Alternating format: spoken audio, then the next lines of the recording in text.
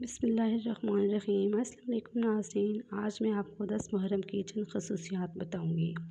حضرت آدم علیہ السلام کی توبہ قبول ہوئی۔ حضرت ادریس علیہ السلام کو درجات عالیہ نصیب ہوئے۔ حضرت نوح علیہ السلام کی کشتی جودی پہاڑ پر اتری۔ حضرت ابراہیم علیہ السلام کو خلیل کا منصب عطا ہوا۔ حضرت یوسف علیہ السلام کو جیل سے رہائی نصیب ہوئی۔ حضرت یعقوب علیہ السلام کی بینائی لوٹائی گئی۔ حضرت یونس علیہ السلام کو مچھلی کے پیٹ سے نجات ملی۔ حضرت یونس علیہ السلام کی قوم کی توبہ قبول ہوئی اور حضرت موسیٰ علیہ السلام کی قوم کو فرعون سے نجات ملی۔